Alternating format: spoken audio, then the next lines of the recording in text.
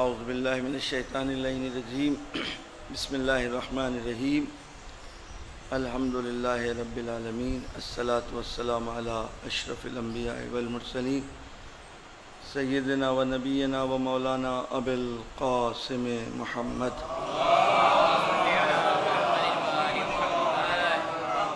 و آل الطیبین الطاہرین المعصومین المنتجبین المنتخبین المطہرین الذين اذهب الله عنهم الرجس وطهرهم تطهيرا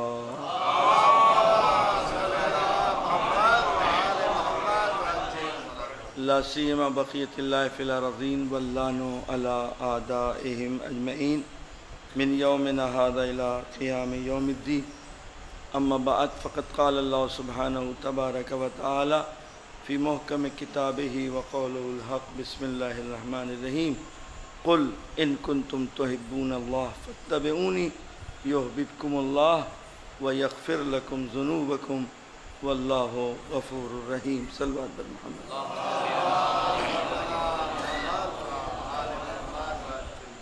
موضوع بہت حساس ہے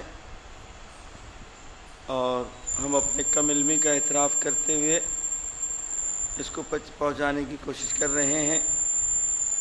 سیٹی کی آواز آ رہی ہے.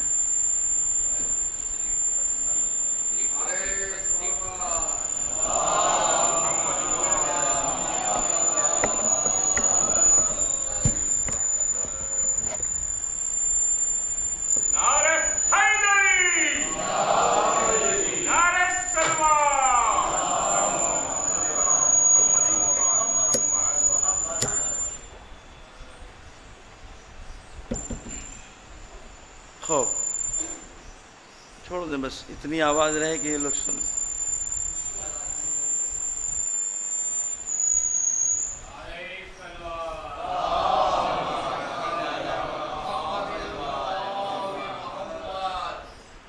دیکھیے یہ ایک ایسا موضوع ہے کہ اگر ہم تھوڑا انداز بدل دیں تو بہت زیادہ آپ کے بقول بڑا مزہ آئے گا اور بڑے چٹخارے آپ لیں گے اور بڑا شور مچے گا، لیکن ہمارا جو میسج ہے وہ فوت ہو جائے گا. لہذا بہت ہی حساسیت کے ساتھ ہم اس موضوع کو پہنچانا چاہتے ہیں اور یہ کوئی مناظرہ بھی نہیں ہے. ہم اپنے جوانوں کو اور اپنے بچوں کو آمادہ کرنا چاہتے ہیں کہ کیونکہ سوشل میڈیا کے ذریعے سے اب کوئی بھی چیز چھپی ہوئی نہیں ہے. اتنے زیادہ شبہات اس کے اوپر ہیں اور بڑی اچھی اچھی زبان میں ہیں. لہذا اور ہمارے بچوں کے پاس اس فرش کے علاوہ اور اس درس کے علاوہ اور کوئی جگہ بھی نہیں ہے کہ وہ ان تمام موضوعات کے اوپر گفتگو کر سکیں. لہذا جس مکتب کو وہ قبول کیے ہوئے ہیں، جس آئین کے اوپر انہوں نے کو قبول کیا، ایکسیپٹ کیا ہوا اپنے ماں باپ کے ذریعے سے، تو اس آئین اور اس مکتب کے سلسلے میں ان کے پاس دلائل ہونا چاہیے، برہان ہونا چاہیے، دلیل ہونا چاہیے، یقین ہونا چاہیے کہ ہم جس طریقے سے یہ نماز پڑھ رہے ہیں بس یہی ایک طریقہ ہے جو اللہ کی جانب سے ہم تک پہنچا ہے. اگر ہم نماز کو دیر میں پڑھتے ہیں 5-7 منٹ 8 منٹ تو اس کی دلیل کیا ہے؟ وہ دلیل ہمیں نہیں دینا ہے، ہمیں مبنا سے بحث کرنا ہے. ابھی یعنی فروعات سے بحث نہیں کرنا ہے کہ یہ سیب میں خوشبو کیوں ہے اور اس سیب میں خوشبو کیوں نہیں ہے. ہم ابھی جڑ سے گفتگو کر رہے ہیں. اگر جڑ کا مسئلہ حل ہو جائے تو خود بخود یہ تمام پھل و پھول خود بخود حل ہو جائیں گے.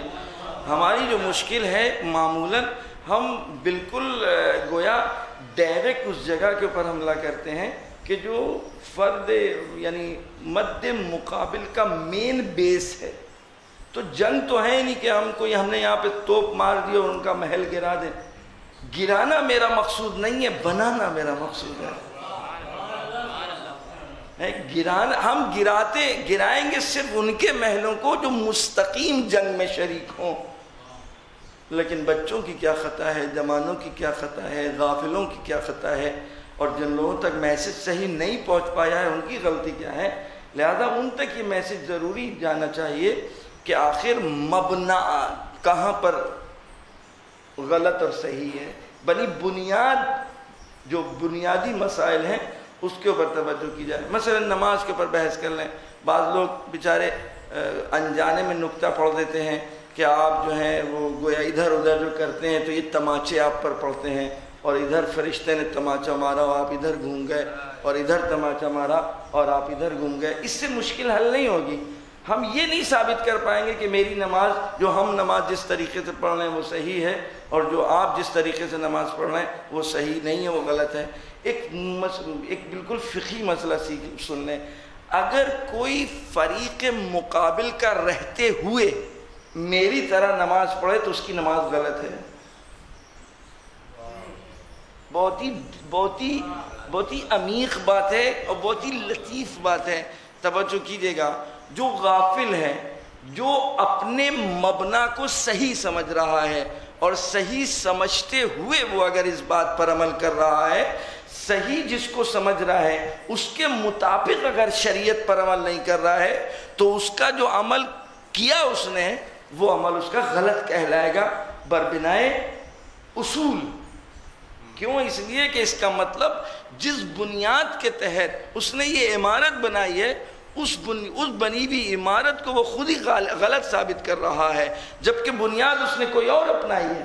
لہذا ہم فروعات کے اوپر گویا ہمیں اشکال کرنے سے کوئی میرا مقصد حل نہیں ہوگا۔ لہذا میں نے سال گزشتہ جو عنوان آپ کے سامنے شروع کیا تھا اس پر گفتگو ہے کہ ہم سنت اور سیرت کو کس سے لیں، اور اس مرتبہ اسی بحث کو آگے بڑھاتے ہوئے کہ سنت اور سیرت رسول کی حفاظت ہم کیسے کر سکتے ہیں۔ صحیح؟ اب اس کے بعد میں نے آپ کے سامنے عرض کیا کہ ہمارے سامنے جس کی سنت ہے اور جس کی سیرت ہے یعنی رسول اکرم، اس رسول کو خود خدا نے کیسے پیش کیا ہے ہمارے سامنے؟ اللہ نے اپنے اس رسول کا کیسے تعارف کرایا ہے؟ سلوات بھیجیے محمد۔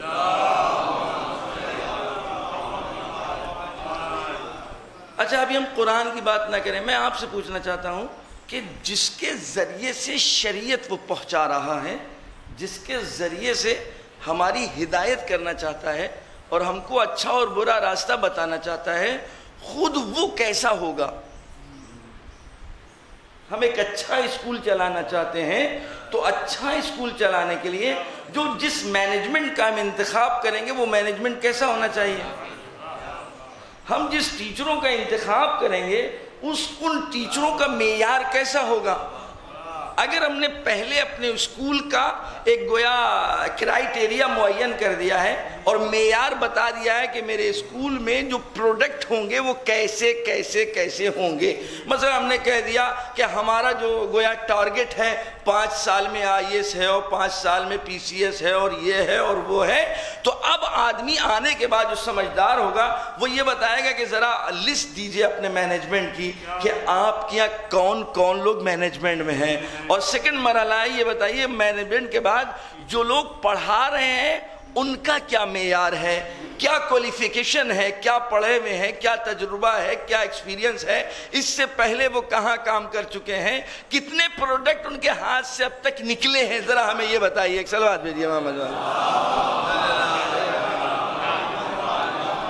یہ اسکول سے واقفیت ہے، ان کی یونٹی سے ہیں، تو یہ خوب جانتے ہیں کہ جو بھی ہمارے گویا ڈاکٹر صاحب مرحوم کے جو بھی اہداف تھے انہوں نے معین کیے تھے اسی اعتبار سے وہ اپنا مینجمنٹ بناتے۔ یہ اور بات ہے کہ کبھی ایسا بھی ہوتا ہے کہ جو اصل بانی ہے ہدف کے تحت مینجمنٹ میں کوئی غلط آدمی آ جائے، اگر اس کو خبر ملتی ہے تو وہ نکال بھی دیتا ہے۔ ایک سلوات بھیجیے محمد والوں۔ لہذا میں عرض یہ کر رہا تھا، میں ابھی قرآن کی آیتوں کی بات میں نے نہیں کی، اس کا مطلب آپ دیکھ لیں کہ خداوند عالم نے پورے انبیاء کو کیوں بھیجا ہے بھائی؟ جنت بنائی، دوزخ بنائی، پوری کائنات بنائی، اور پھر ہمیں اور آپ کو خلق کیا، اور خلق کرنے کے بعد کہا کہ دیکھو ہم نے تم کو بنایا اس لیے ہے کہ تم اپنے آپ کو پہچانو، اور جب تم اپنے آپ کو پہچان لو گے تو ہم کو پہچان لو گے۔ اب اور ساتھ ہی ساتھ ایک ایسوں کو مہلت بھی دے دی جو وقتاً فوقتاً ہمارے خلاف مستقل جنگ چھیڑے ہوئے ہے، یہاں بہکارا ہے، وہاں بہکارا ہے، یہاں دوست بن کر کے آ رہا ہے، وہاں استاد بن کر کے آ رہا ہے، وہاں شاگرد بن کر کے آ رہا ہے۔ ایک تو کھلا ہوا دشمن، اور اتنا قوی دشمن کہ جس پر ہماری چل ہی نہیں پاتی ہے۔ اب آپ یہ بتائیے کہ اب ایسے حالات میں اگر وہ کسی کو اپنی طرف سے بنا کر کے بھیجے گا کہ دیکھو اس سے اپنے آپ کو تم اس سے تعلق اپنا رکھنا اور اس سے اپنے آپ کو مربوط رکھنا، یہ تم کو ہم تک پہنچا دے گا۔ اب یہ بتائیے کہ یہ کیسا ہونا چاہیے؟ یہ کیسا ہونا چاہیے؟ اسی لیے عقل ہماری یہ کہتی ہے کہ خداوند عالم نے جس کو ہدایت کے لیے چنا ہے وہ معصوم ہوگا، وہ گناہ نہیں کر سکتا، وہ غلطی نہیں کر سکتا، کیونکہ یہ غلطیوں سے روکنے کے لیے بھیجا جا رہا ہے۔ اچھا بالکل کامن سینس ہے بھائی، اس میں کوئی کوئی ذرہ اس سے کچھ زیادہ سوچنا ہے ہی نہیں۔ ایک بچہ لوٹ کر کے آئے اور مستقل کھٹی چیزیں کھا رہا، اور یہ جو آج کل چیزیں بک رہی ہیں اور وہ کھا رہا، اور امی کا ابا امی کہیں گے یہ کیا کر رہے، یہ کیوں کھا رہے؟ اور وہ کہے وہ اسکول گئے تھے، وہ میم کھا رہی تھی، ہم نے ان سے لے کے ہم نے بھی کھانا شروع کر دیا۔ تو یہ بچہ سمجھ رہا ہے کہ اگر یہ غلط ہوتا تو میم کیوں کھا رہی ہوتی، اگر یہ چیز خراب ہوتی تو وہ میم کیوں کھا رہی ہوتی، اور وہ ٹیچر کیوں کھا رہی ہوتی کہ جو ہم کو پڑھا رہی ہے۔ جس کے سپرد امی آپ نے ہمیں کیا ہے وہ تو خود وہی استعمال کر رہا ہے۔ سلوات بھیجیے محمد والے محمد۔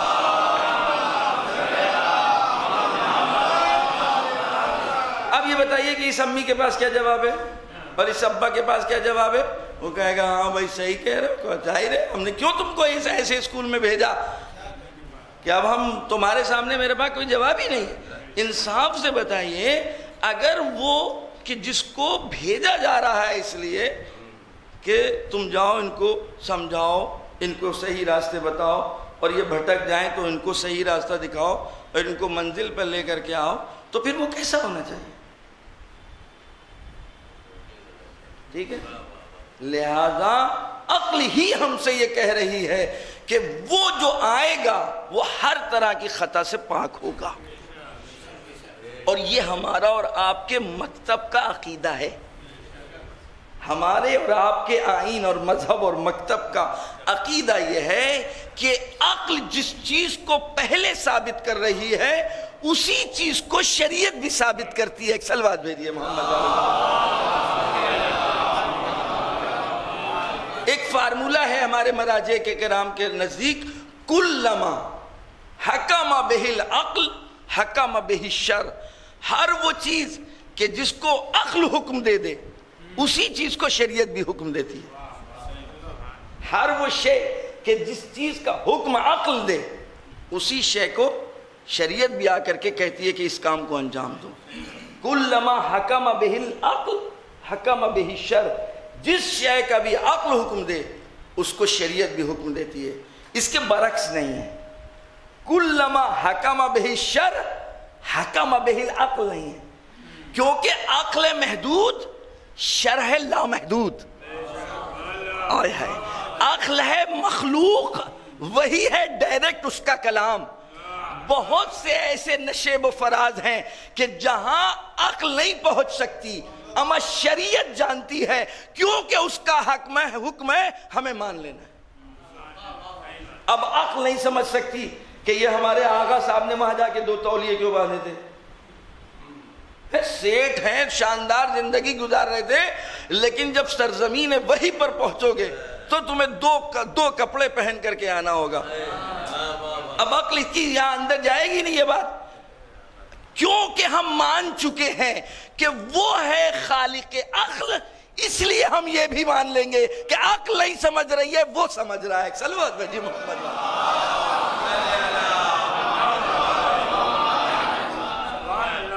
صحیح سامنے کی بات ہے۔ یہ 7 کنکریاں ہم ایک جا کے ایک ستون کو مار رہے ہیں، عقل نہیں سمجھ سکتی۔ عقل کا کوئی حکم نہیں ہے کہ یہ جو اب سے 3000 سال پہلے، بلکہ نہیں غلط میں کہہ رہا ہوں کہ اس لیے کہ 1400 سال تقریباً 1500 سال تو یہ ہو گئے، اس کے 500 سال کا گیپ ہے رسول اکرم کے آنے میں حضرت عیسیٰ کے درمیان، اور 3000 سال پہلے عیسوی تاریخ شروع ہو رہی ہے۔ اور اس سے پہلے اب آپ دیکھ لیں کہ جناب ابراہیم کے زمانے کا واقعہ ہے۔ اس زمانے میں جہاں پر جناب ابراہیم نے پتھر مارا تھا شیطان کی طرف کیونکہ وہ بہکا رہا تھا، اور اب ہزاروں سال کے بعد وہاں ایک ستون بنا دیا، ایک پلر بنا دیا، اور اب شریعت ہم سے کہہ رہی ہے کہ اگر حج کرنا ہے تو اسی کو پتھر مارنا ہوں گے۔ ایک سلوات بھیجیے محمد بھائی۔ یہ میں نے اس لیے کہا کہ کلما حکم بہ الشرع حکم بہ العقل، یہاں پر یہ صادق نہیں ہے، اما ادھر سے صادق ہے۔ جس چیز کا بھی عقل حکم دے گی اسی کی تائید شریعت بھی کرتی ہے کہ ہاں یہ صحیح تو ہے۔ میں نے کل کربلا میں کسی اور پہلو سے بیان کیا تھا، بات وہی ہے لیکن یہاں میرے موضوع سے متعلق ہے۔ دیکھیے اچھی چیز عقل کو اچھی لگتی ہے، اچھی چیز عقل کو اچھی لگتی ہے، عدل عقل کو اچھا لگتا ہے کہ جو انصاف کریں، یہ عقل کا فیصلہ ہے۔ اگر عقل کا فیصلہ یہ ہے کہ عدل بہتر ہے تو شریعت نے بھی کہا کہ اب کیونکہ عقل اس نتیجے تک پہنچ گئی تو شریعت نے اس بات کی تائید کر دی ہے۔ کسی میں کمال پایا جاتا ہے، اگر کسی میں کمال پایا جاتا ہے تو اس کی تعظیم اور اس کا احترام کرنا عقل مجبور کرتی ہے کہ تم میں یہ کمال نہیں ہے، اس میں یہ کمال ہے، تو اس کمال کا نتیجہ یہ ہے کہ تم اس کا احترام کرو۔ یہ کون چیز کہہ رہا ہے؟ شریعت ابھی نہیں کہہ رہی ہے، عقل کہہ رہی ہے کہ صاحب کمال کے سامنے اس کے کمال کا تم اقرار کرو اور مدح سرائی کرو۔ زبان پر اگر اس کی تعریف آ جائے تو عقل مجبور کر رہی ہے۔ شریعت نے بھی یہی کہا ہے کہ صاحب کمال کے سامنے اس کے کمال کی مدح کرنا اگر ہے تو یہ تمہارا فرض ہے، کیونکہ کمال اس میں پایا جاتا ہے۔ ایک سلوات بھیجیے محمد۔ اچھا اب ہم سے عقل کہتی ہے خود بخود، یہ اب یہاں سے عقل سے بھی پہلے ایک چیز ہے، وہ ہے انسان کی فطرت، جس میں کمال اور خوبیاں ہوں اس سے جھکاؤ ہونے لگتا ہے، لگاؤ ہونے لگتا ہے، محبت ہو جاتی ہے۔ یہ جو بنی ہوئی موویز ہیں جن کے بارے میں ہمیں یقین ہے کہ پردے کے پیچھے ایک کھیل ہے، لیکن ہیرو جب کوئی کام کرتا ہے تو کلیپنگ ہوتی ہے، جس ٹائم گھوسے مار رہا ہوتا ہے ولن کو تو خوشی ہوتی ہے۔ آپ دیکھیں کہ باقاعدہ خوشیاں جبکہ پتہ ہے کہ کھیل ہے، ڈرامہ ہے، لیکن جو کردار پیش کیا جا رہا ہے اسکرین کے اوپر، ایک اچھا کردار پیش کر رہا ہے، ایک برا کردار پیش کر رہا ہے، تو خود بخود نیچرلی طور کے اوپر انسان کا جھکاؤ اس اچھے کردار کی طرف ہوا جا رہا ہے۔ ایک سلوات بھیجیے محمد۔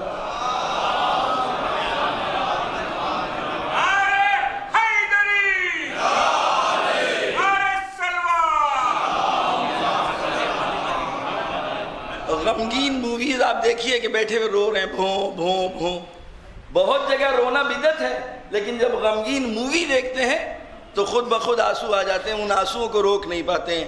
کیوں؟ یہاں پہ فطرت کا تقاضا ہے کہ مستقل آپ دیکھ رہے ہیں کہ ایک آدمی کو ستایا جا رہا ہے اور ایک آدمی کو پیٹا جا رہا ہے، مارا جا رہا ہے، اور اس کا کوئی ساتھ نہیں دے رہا ہے، تو آپ کی آنکھوں میں آنسو آ جاتے ہیں۔ تو آپ نے دیکھا کہ یہاں فطرت مجبور کر رہی ہے اس بات کو۔ اسی کو آ کے عقل نے کہہ دیا کہ اگر کمال کسی میں پایا جاتا ہے تو اگر تم اس سے محبت کر رہے ہو تو یہ تمہارے عقل کا فیصلہ ہے۔ اسی چیز کو شریعت نے کہہ دیا کہ جو صاحبان کمال ہیں ان سے محبت رکھنا فرض ہے، ان سے محبت رکھنا فرض ہے، لیکن اجمال میں نہیں بیان کیا، وگرنہ لوگ اپنے اعتبار سے کمال کی تعریف بھی کرنے لگتے کہ کیونکہ بھیا شریعت نے کہا ہے کہ صاحبان کمال سے محبت کرو، لہذا میں ان سے محبت کر رہا ہوں، اس میں کمال ہے، صاحبان کمال یہ بھی ہیں، لہذا یہاں پر آ کر کے قدرت نے نام بھی بتا دیے، یہ ہے صاحب کمال، یہ ہے صاحب کمال، یہ ہے صاحب کمال، یہ ہے صاحب کمال۔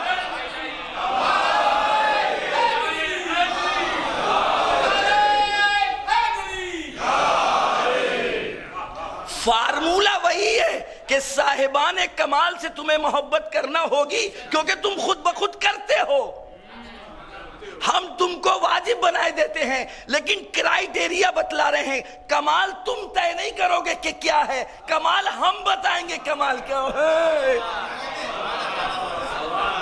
اب کیونکہ رسول با کمال تھا، با کمال ہے، جو اس سے جڑا رہے وہ با کمال ہے، اس سے محبت کرو۔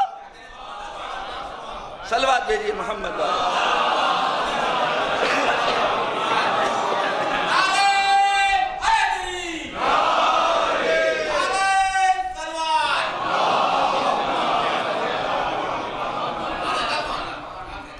ایک اور سلام.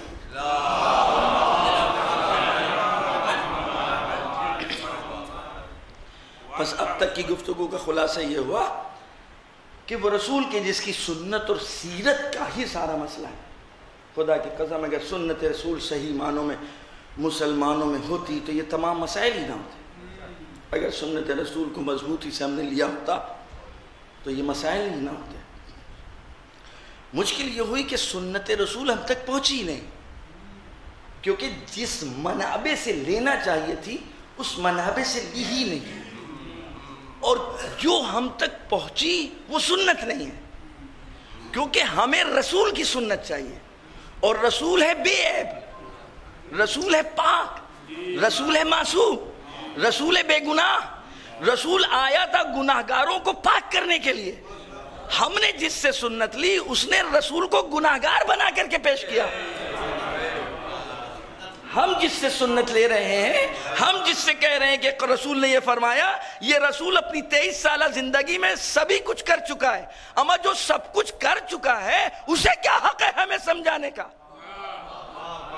اگر آج ہم سے کوئی جوان یہ پوچھ لے، اے محمد میاں عبدی صاحب یہ کیا آپ کہا کرتے ہیں، قال رسول اللہ، قال انہوں نے یہ کہا، انہوں نے یہ کہا، انہوں نے یہ کہا. بھائی یہ بتائیے کہ جب وہ تھے تو کیا کر رہے تھے؟ اس لیے کہ یہ سب کچھ تو انہوں نے بھی کیا ہے جو آپ ہم سے کہہ رہے کہ نہ کرو نہ کرو نہ کرو نہ کرو. اس کا مطلب یہ کہ وہ رسول کے جس کو خداوند عالم نے کہا تھا کہ یہ رسول وہ ہے کہ اگر اس کی اطاعت کر لی تو میری اطاعت کر لی. میں نے یہی تو آیتیں آپ تک پہنچائی تھی.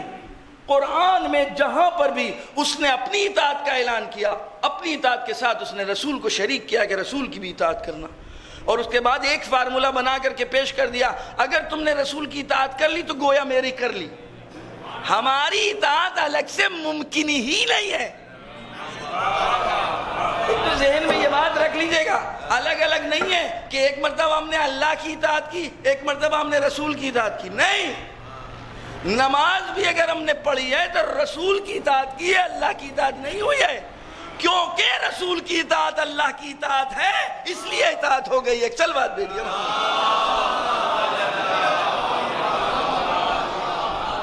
بتائیے ہمیں، بتائیے قرآن سے ثابت کریے، بتائیے کہ ہم نے جو ہے گویا اللہ کی اطاعت کی ہے نماز پڑھ کر کے. کہاں قرآن میں لکھا ہوا ہے کہ ظہر کی 4 رکعت پڑھیے؟ کہاں قرآن میں لکھا ہے کہ صبح کی 2 رکعت پڑھیے؟ کہاں قرآن میں لکھا ہے؟ اگر قرآن میں لکھا ہے تو چلیے مان لیتے ہیں کہ یہ اللہ کی اطاعت ہوئی، پھر بھی نہیں ہوئی. اگر قرآن میں بھی لکھا ہوتا اور پھر بھی ہم یہ عمل کرتے پھر بھی رسول کی اطاعت ہوتی. اس لیے کہ کس نے کہا یہ اللہ کا کلام ہے؟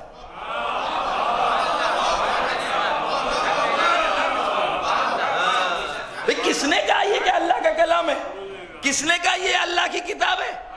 آپ سمجھ نہیں سکتے تھے، جو سمجھ سکتا تھا اس کو گناہگار بنا دیا، تو جو دے رہا ہے قرآن کہہ کر کے ممکن ہے خود لکھ دیا.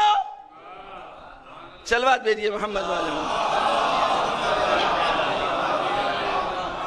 ایک اور سلوات بھیجیے محمد،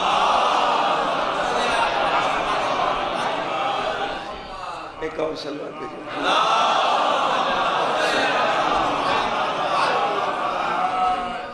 بس اللہ کی اطاعت جز رسول کی اطاعت کے ذریعے سے ممکن ہی نہیں ہے. سب ذہنوں میں بیٹھا لیں آپ، اللہ کی اطاعت کرنا ہے تو رسول کی اطاعت کے ذریعے سے. نمازیں رسول کی اطاعت ہے، اور رسول کی اطاعت کے ذریعے سے اللہ کی اطاعت ہو جائے گی. یہ بیچارے میرے ناسمجھ بھولے بھالے مسلمان الٹے راستے سے آ گئے. اگر ادھر سے آتے تو اللہ مل جاتا، ادھر سے آئے اللہ ہی ہاتھ چھڑا رہا ہے. ادھر سے آپ آنا چاہ رہے ہیں، نکاح ہم اوپر سے ڈائریکٹ آئیں گے، اس لیے کہ اس کو کسی وسیلے کی ضرورت نہیں ہے، اس کو کسی رابطے کی ضرورت نہیں ہے. جب رابطے کی ضرورت نہیں تھی، وسیلے کی ضرورت نہیں تھی، تو یہ بھیا ڈھونگ تھا 1,24,000 بھیجنا. ارے ڈائریکٹ اترتے اور بتاتے ہمیں کیا کرنا ہے. یہ 1,24,000 بھیجے کیوں جب سب کچھ ڈائریکٹ آپ لے سکتے ہیں؟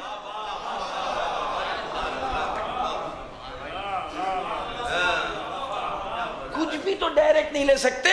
پیاس بھی لگی ہے تو ابروں کے ذریعے سے خداوند عالم پانی بھیجتا ہے، بادلوں کے ذریعے سے ہم کو سیراب کرتا ہے.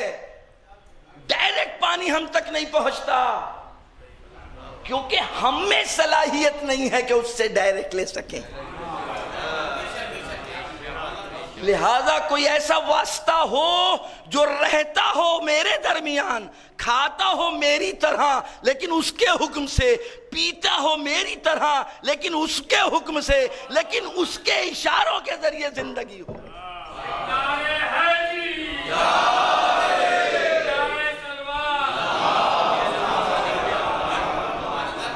اب آئیے دیکھیے کہ اس نے تو احسان کیا، اس نے تو احسان کیا کہ رسول جاؤ ان کے درمیان میں رہو، ان کے درمیان میں رہو، دردوں کو میں شریک ہو، ان کے غموں کو بانٹو، ان کی مشکلات کو حل کرو. اور جب اس نے کہا انا رسول اللہ، کہ کیسے ممکن ہے؟ میری طرح میرے درمیان میں رہتے ہیں، میری طرح کھاتے ہیں، میری طرح پیتے ہیں، میری طرح سوتے ہیں، ہو گئے رسول. یعنی جو اس کی صفت تھی، جو اس کا کمال تھا، وہ اس کا عیب بنا دیا.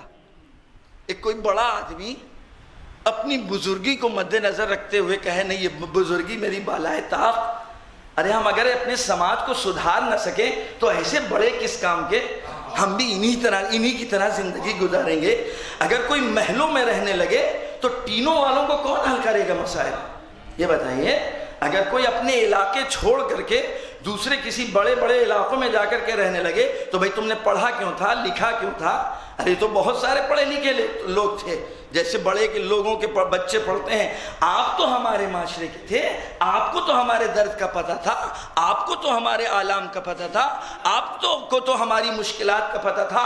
لہذا رسول اکرم کو جب خدا نے بلایا، خدا کی قسم بلانے کے بارے میں تو آیت ملتی ہے، بھیجنے کے بارے میں کوئی حکم نہیں ملتا. اور ممکن ہے کہ کوئی میزبان مہمان بلائے اور کہے اب جائیے. بہت آسانی سے آپ نے سنا ہے جو بات ہم پہنچانا چاہ رہے ہیں.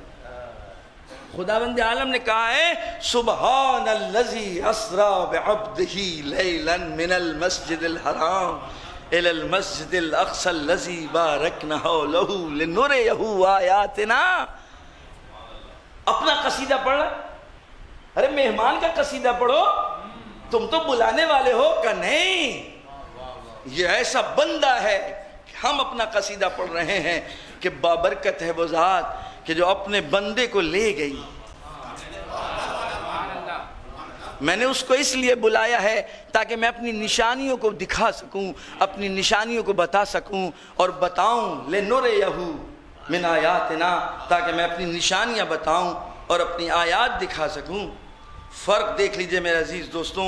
جناب ابراہیم نے بھی گفتگو کی تھی اللہ کی بارگاہ میں، اے میرے پروردگار مجھ کو یہ تو بتا دے کہ تو کیسے مردوں کو زندہ کرتا ہے. کیونکہ مجھے رسول پر گفتگو کرنا ہے، میں نے اس لیے یہ بات چھیڑی ہے کہ آپ فرق دیکھ لیں کہ جناب ابراہیم بہت اہم پیغمبر کا نام ہے، بہت اہم پیغمبر کا نام ہے. ہماری پوری عبادت حج جناب ابراہیم کی سنتوں کے اجتماع کا نام ہے. جناب ابراہیم کی سنتوں کے اجتماع کا نام ہے حج. تمام وہ کام جناب ابراہیم نے جو کیے تھے وہ سارے آج تک باقی ہیں. اگر ہم نہ کریں تو ہمارا حج نہ ہوگا.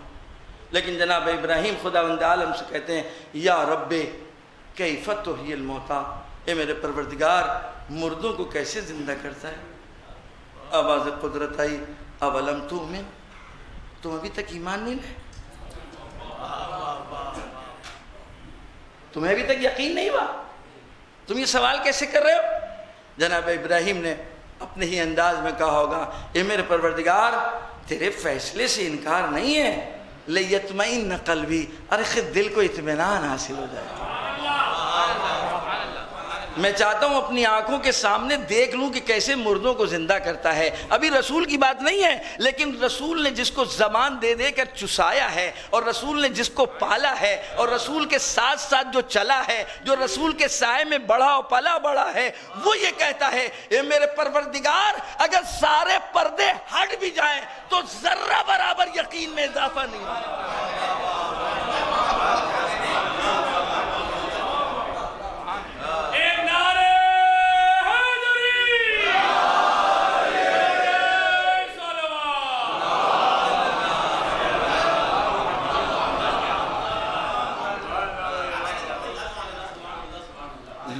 کشف الغطاء مزددت یقینا، اگر سارے پردے ہٹا دے اور یہ سارے پردے ہٹ جائیں تو ہمارے یقین میں اضافہ نہیں ہوگا۔ اس کا مطلب ابتدائی سے یقین کی پتہ نہیں کس منزلوں پر علی بن ابی طالب علیہ السلام ہیں۔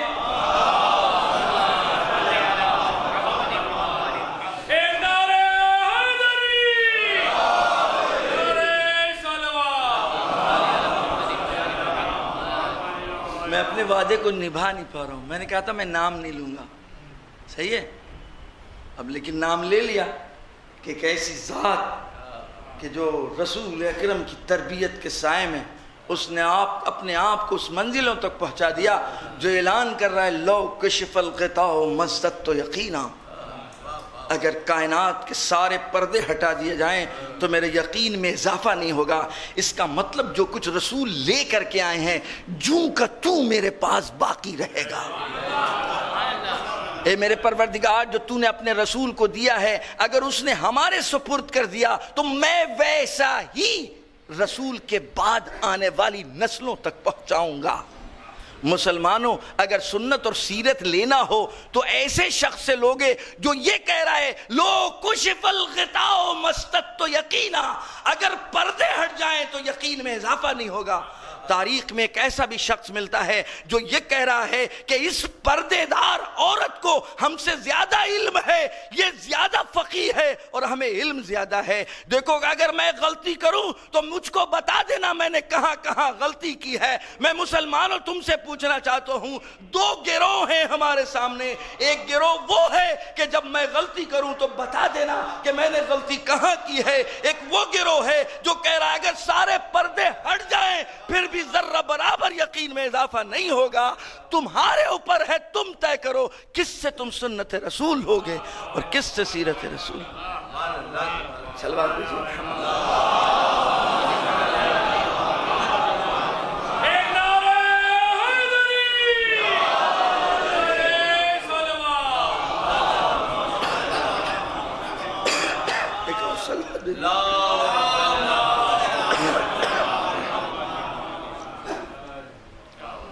لقد علمتم موضعی من رسول اللہ، کسی نے کہا ہے، کسی نے کہا ہے، اب آپ کے حوالے آپ طے کریے گا۔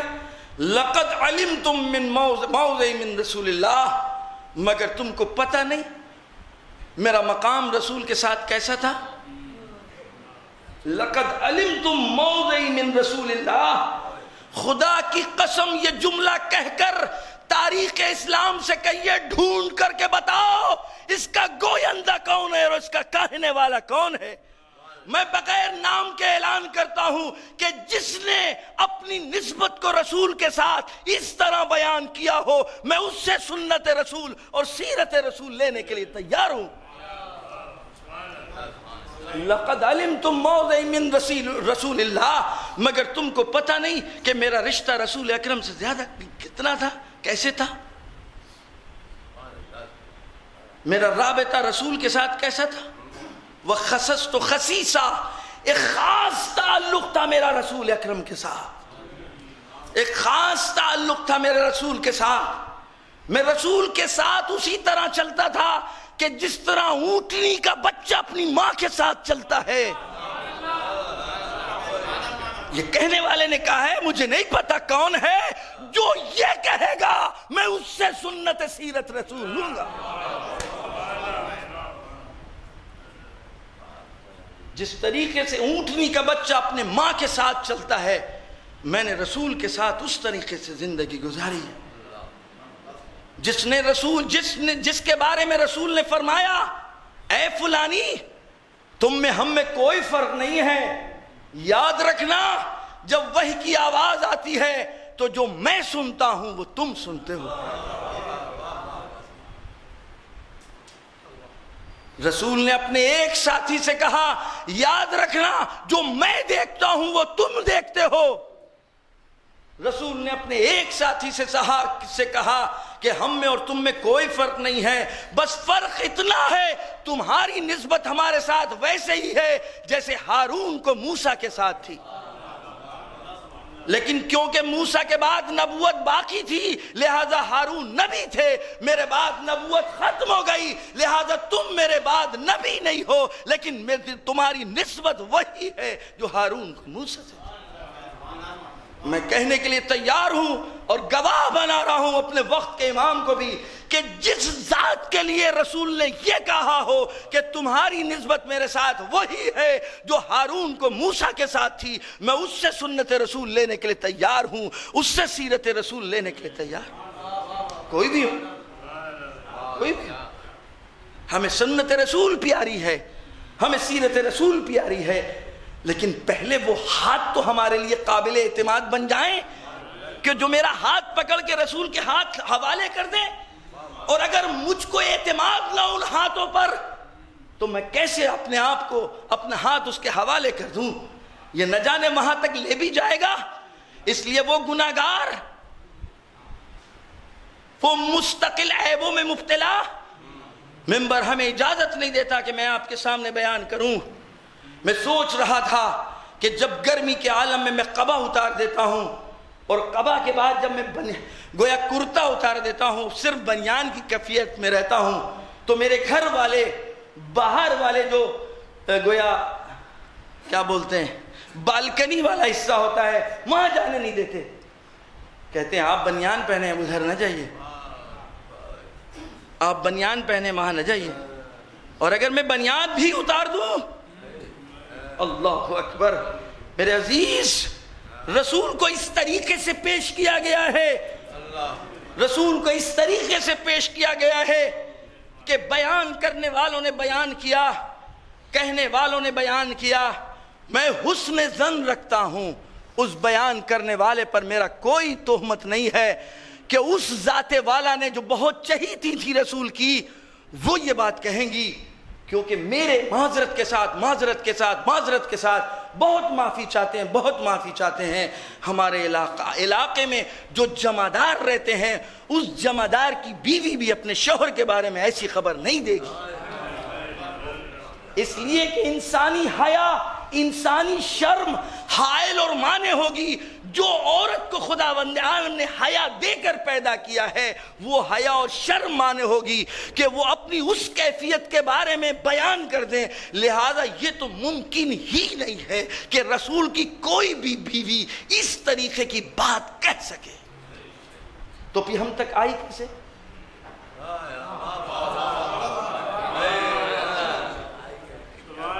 اس سے زیادہ احتیاط کچھ نہیں ہو سکتی۔ میں کہہ رہا ہوں وہ زوجہ کہہ ہی نہیں سکتی، اس لیے کہ زوجہ ہو یا نہ ہو عورت تو تھی،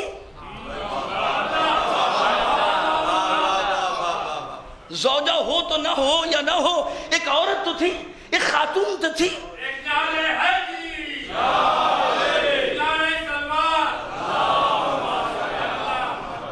ایک خاتون کی حیا مانے ہے، شرم مانے ہے، اور یہ حیا انسان کی پیدا کردہ دولت نہیں ہے، خدا نے دے کر پیدا کیا ہے عورت کو۔ سلوات بھیجیے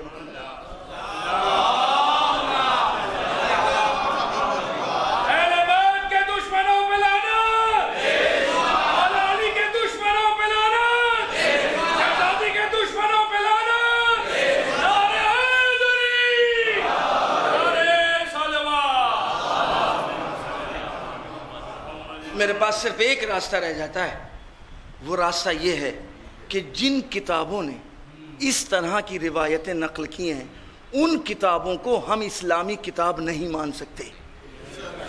اس کتاب کا میرے رسول سے کوئی رشتہ نہیں ہے، اس کتاب کا میرے رسول سے کوئی رابطہ نہیں ہے۔ جو ہمارے رسول کی نجی زندگی کے بارے میں ان کی زوجہ کے ذریعے سے نقل ایسی روایتوں کو کر دے جو آج ہمارے سماج اور معاشرے میں جن کو ہم بے حیا کہتے ہیں وہ بھی بیان نہیں کریں گے، اس کا مطلب وہ مقدس بیویاں ہیں، ان کو امہات المومنین کہا گیا، مومنین کہا گیا ہے، ان کے اس عنوان کا تقاضا یہ تھا کہ وہ یہ نہ کہیں۔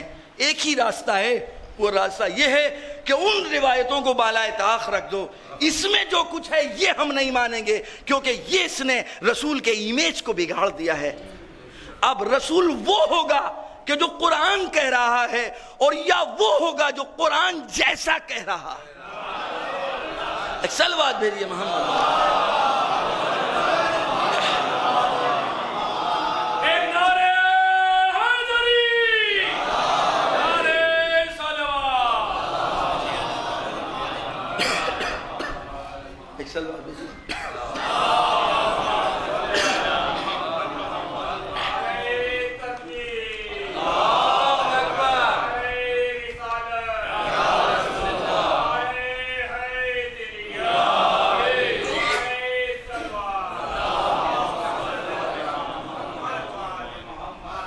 قرآن نے اپنے رسول کو اور اس کی عظمت کو اور اس کی شخصیت کو سمجھانے اور بتانے کے لیے 3 طرح کی آیتوں کو پیش کیا۔ میں نے کل عرض کیا تھا نا، آپ کے سامنے 2 گویا طرح کی آیتوں کو پہنچایا تھا۔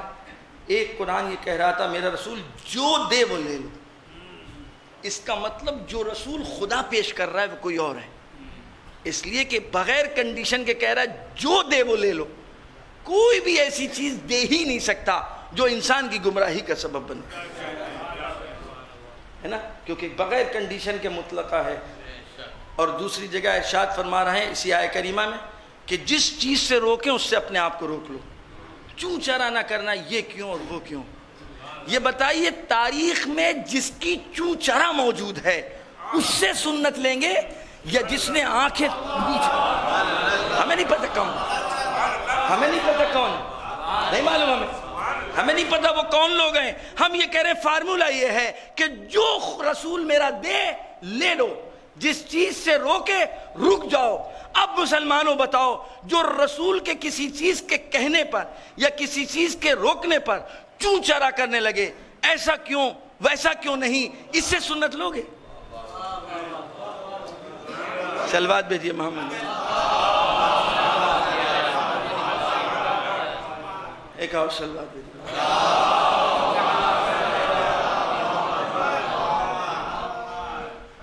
انشاءاللہ کل اس لیے کہ ٹائم ہو چکا ہے، 15 منٹ رہ گئے ہیں۔ 5 بجے کوشش کریے کہ آپ لوگ آ جائیں، جو بھی ہمارے ٹوٹے پھوٹے معروضات ہیں ہم اپنے موضوع کے تحت آپ لوگوں تک پہنچا سکیں۔ البتہ 4:30 کا اعلان ہے تو 4:30 ہی پروگرام سے شروع ہو رہا ہے۔ ایک شاعر، ایک تلاوت قرآن پاک اور ایک آدھ شاعر۔ یہ شاعر جو بھی مرثیہ پڑھتا ہے یہ ایسا نہیں ہے کہ یہ گھاتا ہے اور یہ الگ کی کوئی چیز ہے، یہ بھی جزء پلاننگ ہے، جزء پروگرامہ ہے۔ تو اس چیز کے انتظار میں نہ آیا کریے کہ جب مولوی صاحب بیٹھ جائیں گے تب آئیں، بھائی اس سے پہلے قرآن ہے، قرآن کی تلاوت ہونے جا رہی ہے۔ یہ بتائیے کہ ہمارے باپ کی مجلس ہو اور ہم انتظار کریں گے کہ جب میرے مولوی صاحب بیٹھ جائیں گے جب پہنچیں؟ ہم تو کوشش کریں گے ایسے موقع پر پہنچیں کہ جس کو ہم نے بلایا اس سے پہلے ہم وہاں ہوں۔ تو اگر یہ مجلس امام حسین کی ہے اور اس میں امام زمانہ نے بلایا ہے تو پھر وہ یہاں پہلے ہوں گے کہ نہیں ہوں گے؟ اور اگر وہ پہلے آئیں گے مہمانوں سے پہلے تو ہمارا اور آپ کا کیا کام ہے؟ جب وہ آ جائیں تب آئیں۔ چلوات دیجیے محمد۔ البتہ مصروفیت جو مجالس کی ہے وہ اپنی جگہ ہے، ممکن ہے کوئی کسی مجلس سے آ رہا ہے تو پھر وہ استثناء ہے، ظاہر مجلس کے بعد دوسری مجلس میں، دوسری مجلس کے بعد تیسری مجلس میں، تو وہاں تو دیر سویر ہو سکتی ہے، لیکن کوئی آدمی باقاعدہ اس انتظار میں نہ ہے کہ 5 بجے مجلس شروع ہوگی تو ہم ایسے موقع پہ پہنچیں کہ آپ 5 ہی بجے۔ وہ بھی الحمدللہ یہ غنیمت ہے کہ آدمی اس اعتبار سے آ جائے کہ 5 بجے شروع ہوگی تو 5 بجے پہنچیں گے، وگرنہ وعدوں کا جو سلسلہ ہم نے سنا تھا اب تو بہت زمانے کی سے خبر نہیں ہے، انشاءاللہ کہ بہتر ہو چکا ہوگا۔ سنگتیں باہر کھڑی رہتی ہیں، اندر مولانا صاحب پڑھتے رہتے ہیں، مولانا کی مجلس ختم ہو جاتی ہے، مصائب ختم ہو جاتے ہیں، پھر انجمن اپنا نوح اور ماتم شروع کرتی ہے، اور جب آخری مرحلے میں ڈیہڑ رونے لگتی ہے تب ہماری سنگت اندر جاتی ہے تاکہ ہم پرسہ دے سکیں وقت کے امام کو ان کے جد کا۔ انصاف سے بتائیں، اس کو آپ پرسہ کہیں گے کہ امام تو اندر ہے اور چاہنے والے باہر کھڑے ہیں کہ جب ڈیہڑ اٹھے گی تب ہم اندر جائیں گے۔ دھیرے دھیرے وہ سرمایہ، وہ دولت، وہ نعمت جو اہل بیت کے ذریعے سے ہم تک پہنچی ہے، میرے عزیز دوستوں یاد رکھیے گا، یہ عزاداری جو ہم سے کرائی جا رہی ہے مجبور وہ نہیں ہیں کہ ہم اگر نہیں کریں گے تو یہ عزاداری نہیں ہو. آج دنیا میں جگہ جگہ جو عزاداری پھیل رہی ہے اس کا سبب آپ نے سنا؟ ہمارے بزرگوں سے، آپ نے اپنے بزرگوں سے سنا ہوگا، کہتے ہیں ایسی جگہ جہاں کوئی نہیں رہتا تھا وہاں سے رونے کی آواز آ رہی تھی. ہمارے بزرگوں نے وہاں پر کوئی ایک نہ ایک نسبت سے وہاں پر مجلس شروع کر دی. آپ اپنے بزرگوں سے معلوم کریں، بہت ساری ایسی مجلسیں ہیں جو اس بنا کے اوپر وہاں پر رکھی گئی ہیں کہ جب یہاں آئے تھے تو تعزیہ رکھا دکھا، یہاں سے رونے کی آوازیں آ رہی تھیں، یہاں سے ماتم کی آوازیں آ رہی تھیں. ہمارے گھر کے پیچھے ہی خیمے گاہ ہے، بہت زیادہ ہم نے بھی بچپن میں سنا ہے. ظاہر خیمے گاہ آج آباد ہے، ہمارے بچپن ہی میں وہ علاقہ بالکل ڈرونا تھا. یعنی اس علاقے میں ہم لوگ گویا رات کے ٹائم تو ممکن ہی نہیں تھا، دن میں بچے ڈرتے تھے جاتے ہوئے، اتنا زیادہ گویا وہاں سناٹا پایا جاتا تھا. لیکن گویا آج تو اس وقت کہتے تھے کہ یہاں خیمے گاہ سے آوازیں آتی تھی. تو آپ نے دیکھا کہ نہ جانے کتنی مخلوق ہے جو امام مظلوم پر روتی ہے. یہ ہم نہیں کہہ رہے ہیں، چھٹے امام ارشاد فرماتے ہیں، اے میرے جد آپ کے اوپر آسمانوں نے گریہ کیا، آپ کے اوپر پتھروں نے گریہ کیا ہے، آپ کے اوپر پرندوں نے گریہ کیا ہے، آپ کے اوپر دریاؤں کی مچھلیوں نے گریہ کیا ہے. یہ مبالغہ نہیں ہے، اگر وقت کا امام کہہ رہا ہے تو واقعاً گریہ کیا ہے. اور ہمارے دوسرے بھائیوں کی کتابوں میں یہ روایتیں موجود ہیں کہ 6 مہینے تک یا 3 مہینے تک جو کپڑے خواتین پھیلاتی تھیں، ان جب کپڑوں کو سمیٹتی تھیں تو ان کے اوپر خون کی چھینٹے پڑے ہوتے تھے. یہ آسمان رو رہا تھا، یہ آسمان کے درمیان جو مخلوق تھی وہ رو رہی تھی، وگرنہ یہ خون کے چھینٹے کیسے تھے؟ جب کوئی پتھر ہٹایا جاتا تھا تو پتھر کے نیچے سے تازہ خون ابلتا تھا.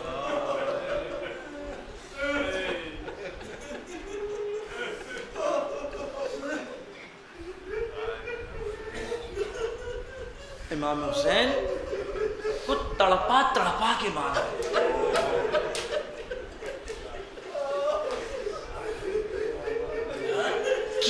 کینہ شباب پر تھا، آخری منزل پر تھا کینہ، دشمنی، حسد. امام آخری مرحلے میں پوچھتے ہیں، یہ بتلاؤ کہ کیا تم نے ہمارے بارے میں نانا کو کہتے ہوئے سنا نہیں، ھذا حسین فاعرفوہ، یہ میرا حسین ہے، اس کو پہچانو.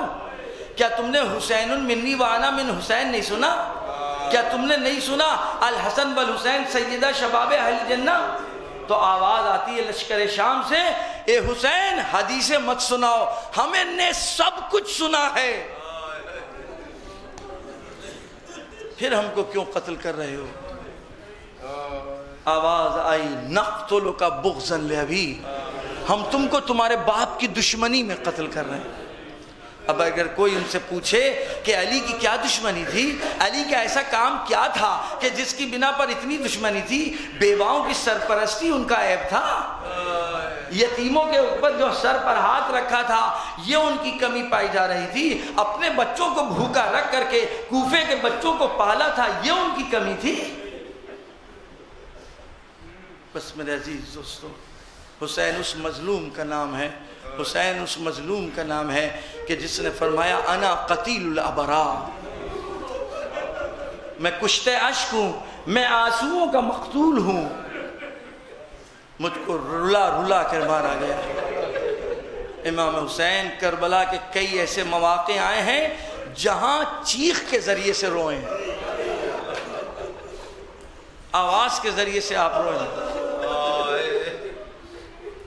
ان میں سے ایک موقع وہ ہے کہ جب علی اصغر کو آغوش میں لیا،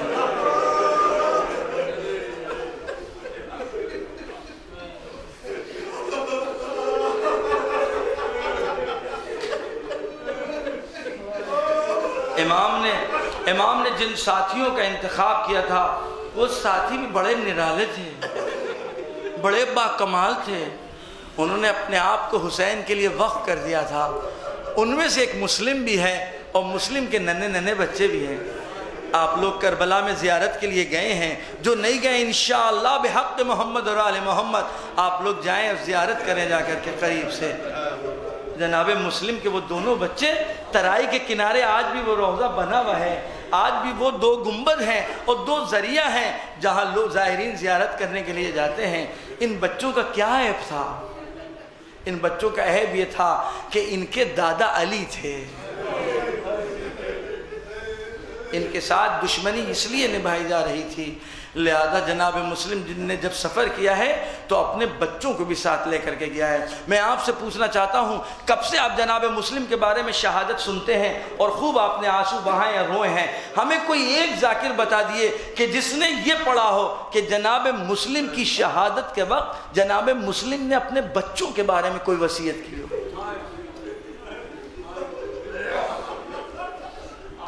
کوئی درک کر سکتا ہے کہ کربلا والے کس کو کہتے ہیں؟ کوئی سمجھ سکتا ہے؟ حسین کے ساتھیوں کی کوئی عظمت سمجھ سکتا ہے؟ خدا کی قسم جو اپنے بچوں کے ساتھ آیا ہو اس نے وصیت اپنے بچوں کے لیے نہیں کی، بلکہ جب ابن زیاد کی طرف سے یہ سوال ہوتا ہے بتاؤ اب تمہاری سزائے موت یقینی ہے، تمہارے سر کو تن سے جدا کیا جائے گا، تمہاری کوئی ضرورت بھی ہے، تم کچھ کہنا بھی چاہتے ہو؟ تو جناب مسلم نے فرمایا کہ ہاں، 2 باتیں کہیں، کہا ایک تو میرا قرضہ ہے، کوفے میں میں آیا تھا اور کوفہ میرا وطن نہیں تھا۔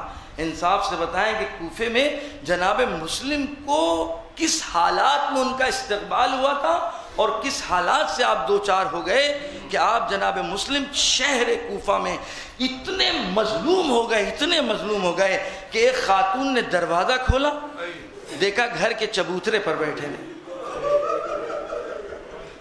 ذرا اندازہ لگائیے تب پتہ لگے گا، خالی الفاظوں کے ذریعے سے نہیں۔ آپ کسی اننون شہر میں جائیے جو آپ کا شہر نہ ہو اور جو آپ کا وطن نہ ہو، اور وہاں آپ کسی مشکلات میں گرفتار ہو جائیں اور آپ کو کسی چیز کی ضرورت ہو اور آپ غیرت دار ہوں، آپ حمیت والے ہوں، آپ عزت والے ہوں، اب ایسے حالات میں آپ اس مجبوری کو کیسے بیان کریں گے؟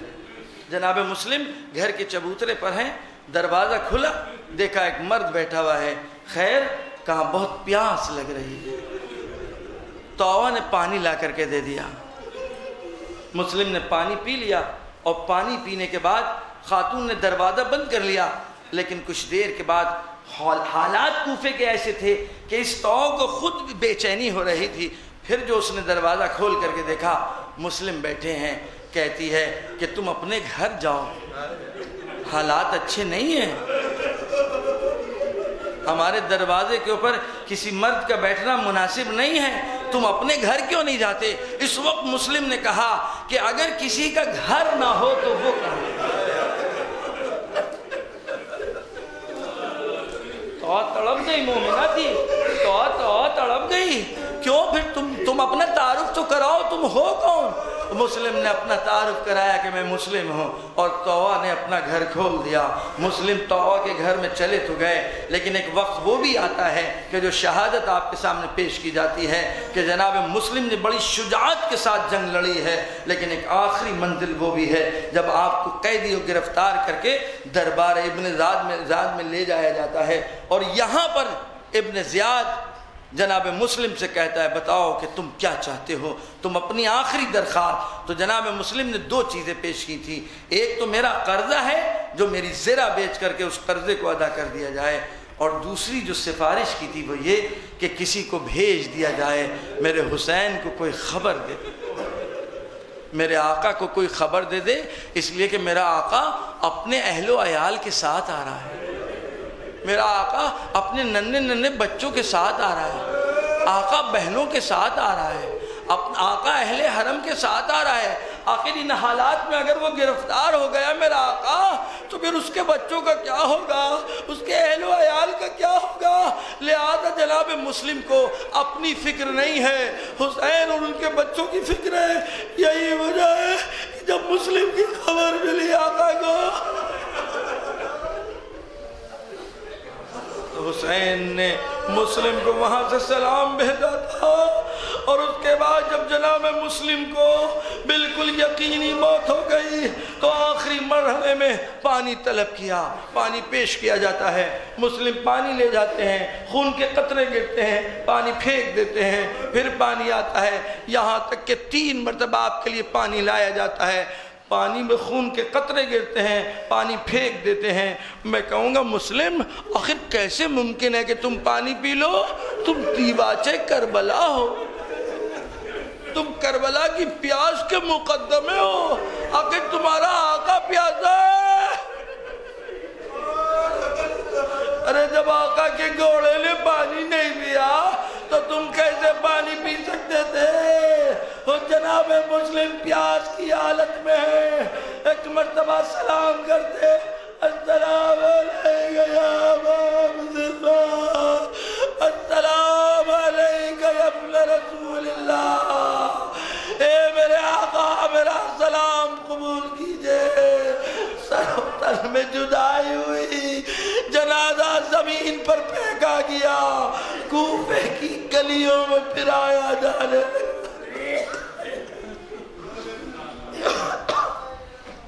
الا لعنۃ اللہ علی القوم الظالمین، سیعلم الذین ظلموا ای منقلب ینقلبون۔